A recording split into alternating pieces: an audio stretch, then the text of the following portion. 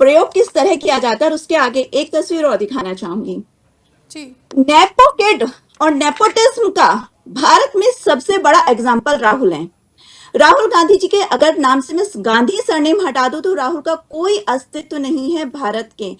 2004 से जो व्यक्ति लगातार भारत का सांसद है और इसी उम्मीद में बैठा हुआ है कि किसी तरह से कब वो देश का प्राइम मिनिस्टर बनेगा, उसी के तहत सोची समझी साजिश के तहत हर बार नैरेटिव सेट किए जाते हैं, हर बार प्रोपेगेंडा क्रिएट करा जाता है। और जो व्यक्ति बात करता हो बम की, कभी हाइड्रोजन बम, कभी एटॉम बम, हर बार वो बम की बात करे और एक तरफ से फिर इनके प्रवक्ता आकर चैनल पे ये बोले कि देखिए हम हिंसा की बात नहीं करते हैं, हम हिंसक के कहीं से होने की बात नहीं करते तो हैं। राहुल जी उन्हीं मैडम के वो एमएलए सियासी हाइड्रोजन बम की बात करते हैं ना। देखिए, आप बम बम होता है, आप शब्दावली सही भी इस्तेमाल कर सकते हैं। आप ये कह सकते हैं मैं बड़े नैरेटिव या झूठ का पर्दाफाश करना चाह रहा हूं, क्या उनके पास शब्दों की कमी हो जाती है कि उन्हें बम यूज करना पड़ता है? अगर राहुल गांधी जी की डिबेट से रिद्धि जी मैं बताऊं, अगर आप चोर, चोरी, काला, झूठ ये सारे नकारात्मक शब्द हटाते तो मैं मान जाऊंगी कि राहुल गांधी जी अपनी एक भी भाषण को पूरा ही नहीं कर सकते, क्योंकि उनकी भाषण की शुरुआत और अंत सिर्फ और सिर्फ नकारात्मक और भड़काऊ चीजों के साथ ही होती है। अब ये सामने सामने जो साक्ष्य हैं उनको किस तरह से नकारें, आप ही देखिएगा। इनके लेह के जो निगम पार्षद हैं वो हाथ में हथियार लिए हुए वीडियो में दिख रहे हैं, सामने दिख रहे हैं, और फिर भी ये कह रहे हैं कि हमारा इससे कहीं से कोई मतलब नहीं है।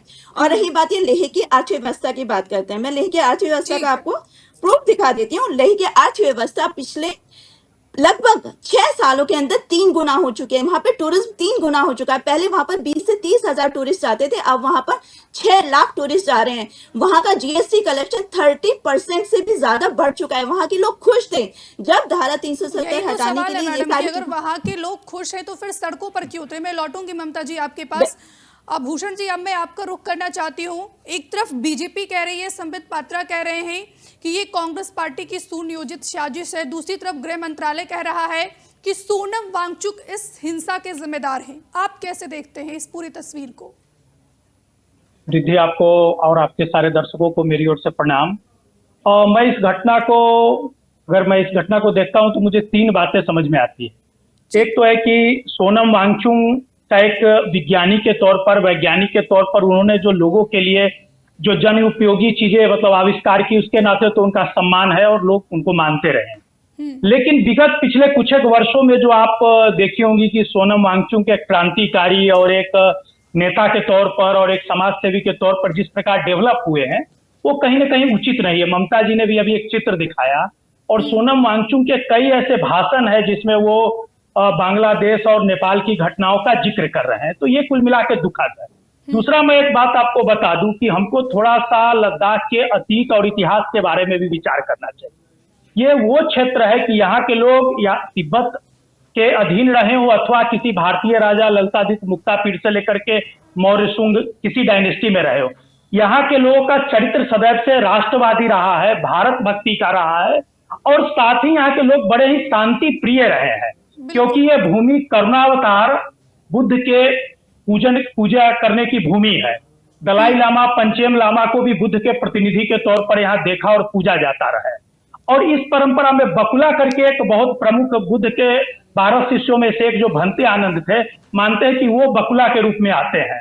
अब से पहले बकुला जो थे उनका कसुक बकुला रिनपोछे नाम था। तो कहने का ये है कि यहाँ का जो समाज है, जो सदियों से वज्रयानी बौद्ध परंपरा का पालन करता है, जो अभिलप्तेश्वर बुद्ध की उपासना करता है और जिनका विश्वास दलाई लामा, पंचेम लामा जैसे पूज्य संतों पर है, वहां के समाज में ये चीजें दिखनी कहीं ना कहीं किसी षड्यंत्र का ये हिस्सा है और किसी षड्यंत्र का ये संकेत दे रहा है स्वयं में। ठीक है अमित जी। विकास जी, यहाँ पर अगर बात की जाए तो जिस तरीके से अब इस पूरे मसले पर सियासत हो रही है, आपने सोनम वांगचुक को सुना, उनका साफ तौर पर कहना है कि कांग्रेस की इतनी हैसियत ही नहीं है लेह लद्दाख में कि 5000 युवा कांग्रेस की अपील पर सड़कों पर आ जाएं। एक तरफ गृह मंत्रालय कह रहा है कि इस हिंसा के लिए सोनम वांगचुक जिम्मेदार है, दूसरी तरफ संबित पात्रा कह रहे हैं कि कांग्रेस पार्टी की सुनियोजित साजिश है। देखिए, इस पूरे समस्या को ना, इसके कई पहलू हैं।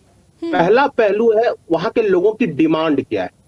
वहां की डिमांड है कि उनको राज्य का दर्जा मिले। देखिए, जब 2019 में